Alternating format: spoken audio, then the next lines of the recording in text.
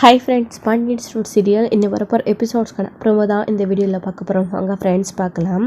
இப்போது இங்கே நம்ம செந்தில் வந்துட்டு பார்த்திங்க அப்படின்னா நாளைக்கே வந்து பால் காய்ச்ச போகிறோம், நல்ல நாளாக இருக்குது, அது மட்டும் இல்லாமல் பால் காய்ச்சின கையோட எல்லாத்தையும் அங்கே ஷிஃப்ட் பண்ணுறோம் அப்படின்னு சொல்லிட்டு இருக்கவும் இங்கே எல்லாருக்கும் பயங்கர ஷாக்காக இருக்குது. ஸோ எல்லாரும் வீட்டில் அவ்வளோ சொல்லியும் நீ மாறி போகிறதில்ல, பிடிவாதமாக இருக்க இல்லைடா, நான் உன்னுடைய முடிவை மாற்றிட்டுருப்பா அப்படின்னு பார்த்தா நீ நாளைக்கே போகிறேன்னு சொல்லிட்டு இருக்கேடா அப்படின்னு சொல்லிட்டு இங்கே கோமதியை பயங்கரமாக அழுதுட்டுருக்க. யார் என்ன சொன்னாலும் இதுக்கு மேலே எதுவும் பண்ண முடியாது, எல்லாமே ஃபிக்ஸ் பண்ணியாச்சு அப்படின்னு சொல்லிட்டு இருக்கவும் எல்லாரும் ரொம்ப மனசு உடஞ்சி போய்க்கிருக்காங்க.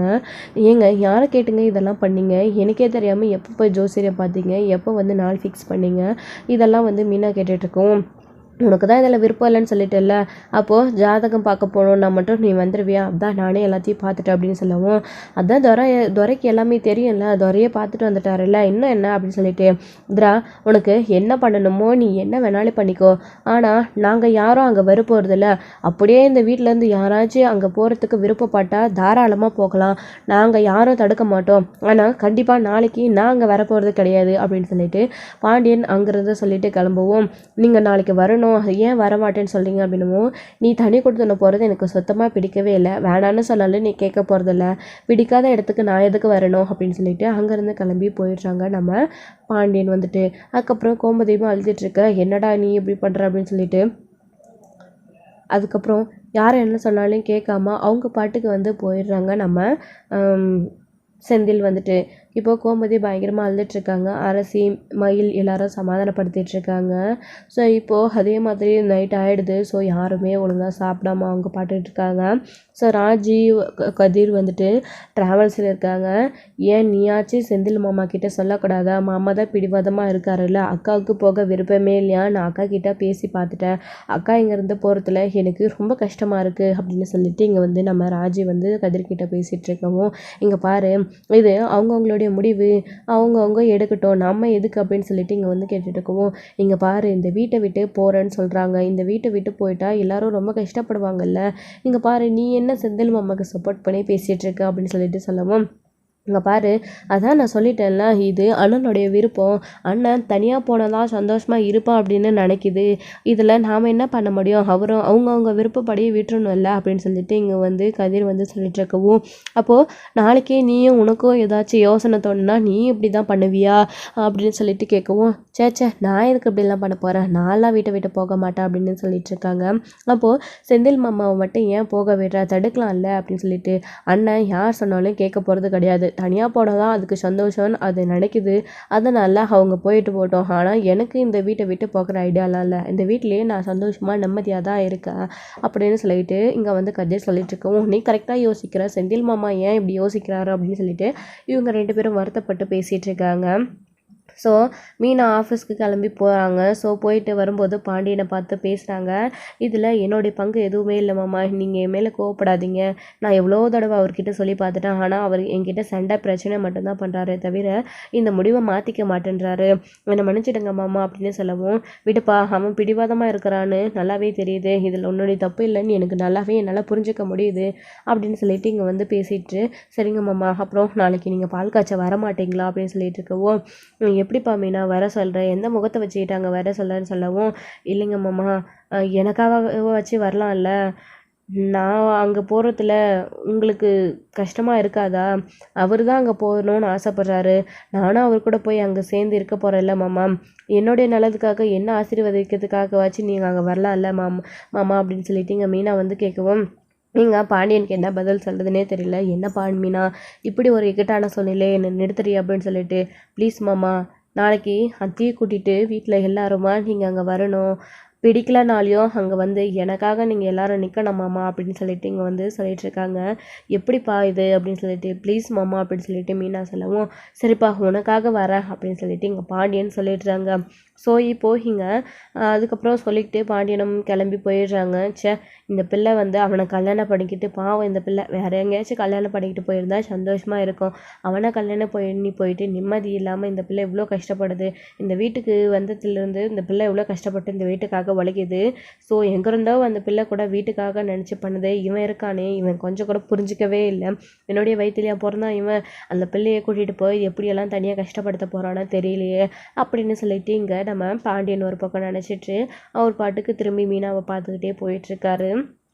ஸோ இப்போ மறுநாள் காலையில் ஆடுது. மறுநாள் காலையில் எழுந்திரிச்ச உடனே மீனா ரெடியா கிளம்பலாமா அப்படி இப்படின்னு சொல்லிட்டு இங்கே பயங்கரமாக வந்து சந்தோஷத்தில் செந்தில் வந்து எல்லாத்தையும் பண்ணிகிட்ருக்காங்க. ஸோ இப்போது இங்கே பால் காய்ச்சதுக்காக அந்த கோட்ரஸ் எல்லாமே போய் பக்காவாக ரெடி பண்ணி வச்சுருக்காங்க. ஸோ இதை மீனாவே எதிர்பார்க்கல. ஸோ அங்கே போய் பார்த்தா எல்லாத்தையும் ரெடி பண்ணியிருக்காங்க.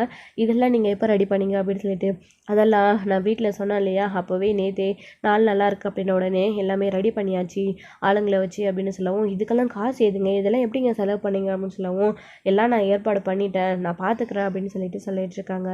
என்னங்க கடை வாங்கினீங்களா அப்படின்னு. ஆமாம் மீனா அப்படின்னு. அதான் முதல் மாதம் சம்பளம் வரல, கொடுத்துக்கலாம் மீனா அப்படின்னு சொல்லிட்டு, அது மட்டும் இல்லாமல் அவர் கொடுத்த 10 லட்ச ரூபாய் இருக்குல்ல, அதில் எல்லாத்தையும் பார்த்துக்கலாம் அப்படின்னு செந்தில் சொல்லிட்டு இருக்காங்க. ஸோ இப்போது இங்கே வீட்டில் இருந்து பால் காய்ச்சல் எல்லாம் வந்துடுவாங்களா அப்படின்னு சொல்லிட்டு எல்லாத்தையும் ரெடி பண்ணி வச்சுக்கிட்டு செந்தில் வெயிட் பண்ணிக்கிட்டு இருக்காங்க. என்ன மீனா வந்துடுவாங்க இல்லைன்னு என்ன கேட்டால், எனக்கு என்ன தெரியும், நீங்கள் பண்ண விஷயத்துக்கு வருவாங்களா என்னன்னு எனக்கு தெரியாது அப்படின்னு சொல்லிட்டு இருக்காங்க. சரி ஏன் இப்போ கோவப்படுறா, வெயிட் பண்ணி பார்க்கலாம் மீனா, எல்லாம் முடிஞ்சிடுச்சுல்ல, பேசியாச்சு வந்தாச்சு, இன்னும் என்ன பொருள் மட்டும் எடுத்துகிட்டு வர வேண்டியது தான். பால் காய்ச்சிட்டு அதுக்கும் வண்டி ஏற்பாடு பண்ணியாச்சு, பால் காய்ச்சின அடுத்த நிமிஷமே வண்டி போய் எல்லாத்தையும் ஏற்றிட்டு வந்துடும் அப்படின்னு சொல்லிட்டு இருக்காங்க. என்னங்க ஏன் இவ்வளோ ரொம்ப அவசரப்படுறீங்க, அடுத்தடுத்து எல்லாத்தையும் ஏற்பாடு பண்ணி ரெடியாக வச்சுருக்கீங்களே அப்படின்னு சொல்லிட்டு மீனா வந்து சொல்லிட்டு இருக்கவும், ஆமாம் மீனா எல்லாமே ஏற்பாடு பண்ணியாச்சு அப்படின்னு சொல்லிட்டு இங்கே சொல்லிட்டு இருக்காங்க செந்தில் இருந்துக்கிட்டு. அதுக்கப்புறம் இருந்து இங்கே பால் காய்ச்ச போகிறதுக்காக இங்கே நம்ம கதிர் முதலாளாக ரெடியாகி நிற்கிறாங்க. மற்ற எல்லாரும் வருத்தப்பட்டு நின்றுட்டுருக்காங்க. எல்லாருமே வந்து வழக்கம் போல தான் நின்றுட்டுருக்காங்க. என்ன நீங்கள் எல்லோரும் இப்படியே உட்காந்துட்ருக்காங்க, அண்ணன் தான் பால் காய்ச்சி கூப்பிட்டுச்சில்ல, யாரும் நீங்கள் வரலையா அப்படின்னு சொல்லிட்டு கதிர் கேட்கவும், என்ன கதிர் பேசுகிற நீ, இங்கேருந்து செந்தில் மாமாவும் மீனாக்கவும் போகிறது யாருக்குமே பிடிக்கல, நீ என்னமோ இப்படி பேசிகிட்டு இருக்க அப்படின்னு. இங்கே பாரு எல்லாமே முடிஞ்சிடுச்சு, அவங்க எல்லாத்தையும் முடிவு பண்ணி செந்தில் அண்ணன் கிளம்பி ரெடியாக அங்கே நமக்காக வெயிட் பண்ணிக்கிட்டு இருக்கு. இன்னும் கொஞ்ச நேரத்தில் வண்டியும் வந்துடும்னு வேறு என்கிட்ட ஃபோன் பண்ணி சொல்லிச்சு. ஸோ அதனால் நான் இதுக்கு மேலேயும் நம்ம எல்லோரும் வருத்தப்பட்டு எதுவும் ஆக போகிறதில்ல, வாங்க, அவங்க நம்மளை வாழ்த்தணும்னு சொல்லியிருக்காங்க, தனியாக போகிறேன்னு சொல்லியிருக்காங்க, போய் நல்லபடியாக பேசி ஆறுதலாக 2 வார்த்தை பேசிட்டு வந்துடுமே அப்படின்னு சொல்லிட்டு இங்கே வந்து பால் காய்ச்சதுக்காக எல்லாரும் போகிறாங்க. ஸோ நம்ம பாண்டியனையும் கூட வற்புறுத்தி கூட்டிகிட்டு போகிறாங்க. ஸோ மீனாக்காக பாண்டியன் அங்கே போகிறாங்க. ஸோ பால் காய்ச்சி முடிச்சதுக்கப்புறமா ரொம்ப வருத்தப்பட்டுக்கிட்டே கோமதி அங்கேருந்து கிளம்பி வந்துடுறாங்க. ஸோ அதுக்கப்புறம் இருந்து சாப்பிட்டு போலாமே, எல்லாருக்கும் சாப்பாடு அரேஞ்ச் பண்ணியிருக்கு அப்படின்னு சொல்லவும், யாருமே வேண்டாம் அப்படின்னு சொல்லிட்டு இங்கே வந்து கிளம்பி வந்துடுறாங்க. ஸோ செந்தில் வந்து இங்கே வந்தது யாருக்குமே பிடிக்கல, அதனால் வந்துட்டு அமைதியாக பால் காய்ச்சி நல்லா இருங்கன்னு மட்டும் வாழ்த்திட்டு வந்துடுறாங்க. அதுக்கப்புறம் சரி மீனா, சரி வா, உனக்கு தேவையான பொருளெல்லாம் அங்கே எடுத்து வச்சுக்கோ, நம்ம எல்லாத்தையும் எடுத்துகிட்டு வந்து இங்கே ஷிஃப்ட் பண்ணிடலாம் அப்படின்னு சொல்லிட்டு போகிறாங்க. என்னங்க இப்போ அவசரம், பொறுமையாக வந்துக்கலாமே அப்படின்னு சொல்லிட்டு, இல்லை மீனா இன்றைக்கே நாள் நல்லா இருக்குது, அதுக்கப்புறம் நம்ம ஆஃபீஸ்க்கும் லீவ் போட முடியாதுல்ல அப்படின்னு சொல்லிட்டு எல்லாத்தையும் வந்து ஏற்றதுக்காக வண்டி இங்கே வருது. ஸோ வந்து இங்கே எல்லாத்தையும் ஒவ்வொரு பொருளாக ஏற்றிட்டுருக்கவும் எல்லாருக்கும் பார்க்க பயங்கர கஷ்டமாக இருக்குது. ராஜே மீனாவை பார்த்து பார்த்து ஏங்குறாங்க. ஸோ கோமதி பயங்கரமாக அழுதுகிட்டே எதுவுமே பேச முடியாமல் இருக்காங்க. ஸோ பாண்டியன் இது எதையுமே பார்க்கக்கூடாது அப்படின்றதுக்காக தான் கடைக்கு ஆல்ரெடி கிளம்பி போயிட்டுருக்காரு. ஸோ இங்கே சரவணன் பழனி இவங்கெல்லாம் கடைக்கு போயிட்டுருக்காங்க. ஸோ வீட்டில் எல்லா பொருளும் எல்லாமே எடுத்து வச்சுக்கிட்டு கிளம்பி போய்கிட்டு இருக்காங்க. ஸோ இப்போது இங்கே பக்கத்து வீட்டிலேருந்து அப்போ வந்து எல்லாத்தையும் பார்த்துட்ருக்காங்க. என்ன ஏதோ வண்டி வருது, எல்லா பொருளும் ஏற்றுறாங்க, என்னவா இருக்கும் அப்படின்னு சொல்லிட்டு யோசிக்கிறாங்க. அதுக்கப்புறம் எல்லா பொருளையும் ஏற்றிட்டு போயிடுது. கோமதி ரொம்பவே வந்து அழுகிறாங்க. வெளியே நின்றுக்கிட்டு செந்தில் வேணாண்டா அப்படின்னு அழுகிறாங்க. அம்மா எல்லாமே முடிஞ்சு போச்சுமா அப்படின்னு சொல்லிட்டு இங்கே கிளம்பி போயிடுறாங்க. அண்ணன் அப்படின்னு சொல்லிட்டு அரசியலேருந்து எல்லாருமே பயங்கரமாக அழுதுட்ருக்கவும், அப்போ தான் இங்கே சுகன்யா வந்து வண்டி கிளம்பி போனதுக்கப்புறமா வெளியில் நின்றுட்டுருக்காங்க. எல்லாரும் உள்ளே போனதுக்கப்புறமா. ஸோ அப்போ எங்கள் அப்போ தான் இருந்துக்கிட்டு சுகன்யா வாடிங்க அப்படின்னு சொல்லிட்டு கூப்பிடுறாங்க.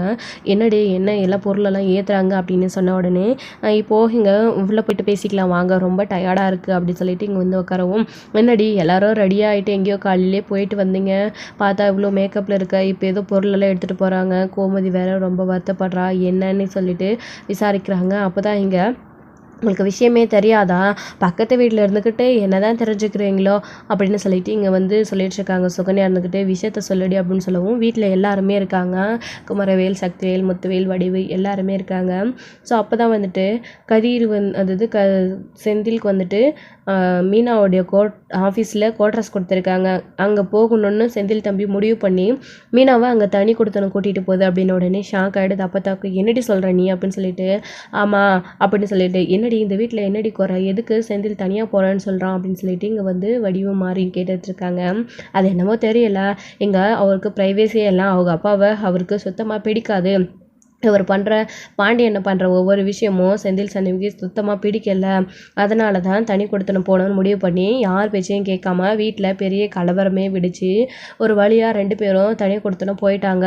எனக்கு என்னமோ இதெல்லாம் இந்த மீனாவோட ஏற்பாடாக தான் இருக்கும் போல இருக்குது எல்லாத்தையும் சொல்லிட்டு. ஆனால் இதுக்கு எனக்கு சம்மந்தமே இல்லாத மாதிரி அம்முக்குடியானுமே நின்றுட்டு இருந்தா அப்படின்னு சொல்லிட்டு இங்கே வந்து நம்ம சுகன்யா வந்து இந்த வீட்டில் வந்து சொல்லிட்டு இருக்கவும், இங்கே பாரு மீனாலாம் அப்படி கிடையாது அப்படின்னு சொல்லிட்டு இங்கே அப்போ தான் சொல்லிட்டு இருக்கவும், அப்போத்தா உனக்கு சொன்னாங்களா மாக்கும் அங்கே யார் நல்லவங்க யார் கெட்டவங்கன்னு சொல்லிட்டு பாத்தியா அப்பத்தா, என் மக குடும்பம் நல்ல குடும்பம் அப்படின்னு சொல்லிட்டு இருந்தேன்.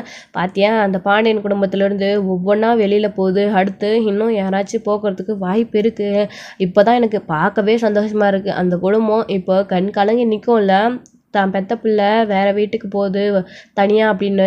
இப்போ எனக்கு ரொம்ப சந்தோஷமாக இருக்கா அத்தை. என் பையனை பிரித்து வச்சாங்கல்ல ஜெயிலில், அவங்களுக்கு இது வேணும், என் மகனை கஷ்டப்படுத்தினவங்களுக்கு இன்னமும் வேணும், இதுக்கு மேலேயும் வேணும் அப்படின்னு சொல்லிட்டு எங்கள் சக்தியிலேருந்து சொல்லிட்டு இருக்கவும், இப்போ ஏன்டா நீ வேற இப்படி பேசிகிட்டு இருக்க அப்படின்னு சொல்லிட்டு இப்போ குமரவேல் கூட அந்த வீட்டில் நடக்கிறத நினச்சி கொஞ்சம் வருத்தப்பட்டுட்டு இருக்காங்க. வீட்டில் எல்லாரும் அவன் வீட்டை விட்டு போகிறத நினச்சி ரொம்ப கஷ்டமாக கவலையாக இருக்காங்க. என்ன பண்ணுறதுன்னு யாருக்குமே எதுவுமே புரியலை அப்படின்னு சொல்லிட்டு இங்கே வந்து சுகன்யா சொல்லிட்டு, சரி ஏத்தாச்சி எனக்கு வீட்டில் நிறைய வேலை இருக்குது நான் வரேன் அப்படின்னு சொல்லிட்டு கிளம்பி போயிடுறாங்க. ஏன் இந்த பையன் இப்படி பண்ணுறான், மீனா பிள்ளை கண்டிப்பாக இந்த முடிவு எடுத்திருக்க வாய்ப்பு இல்லை, நல்லா இருந்த குடும்பத்தை எதுக்கு இவன் பிரித்து கூட்டிகிட்டு போகிறான் அப்படின்ற மாதிரி இவங்க வந்து பேசிகிட்டு இருக்காங்க. ஸோ இப்போ என்ன நடக்க போகுதுன்னே தெரியலையே அப்படின்னு சொல்லிட்டு கோமதி ரொம்ப பயங்கரமாக வருத்தப்பட்டு அழுதுட்ருக்காங்க. ஸோ இதோட இந்த எபிசோடு வந்து முடிச்சிருக்காங்க. அடுத்தடுத்த எபிசோடில் என்ன நடக்க போகுது அப்படின்ட்டு வெயிட் பண்ணி நெக்ஸ்ட் பார்க்கலாம் ஃப்ரெண்ட்ஸ். தேங்க்யூ. இந்த வீடியோ உங்களுக்கு பிடிச்சிருந்தா லைக் பண்ணுங்கள், ஷேர் பண்ணுங்கள், கமெண்ட் பண்ணுங்கள். மறக்காமல் பெல் ஐக்கானை கிளிக் பண்ணி வச்சுக்கோங்க.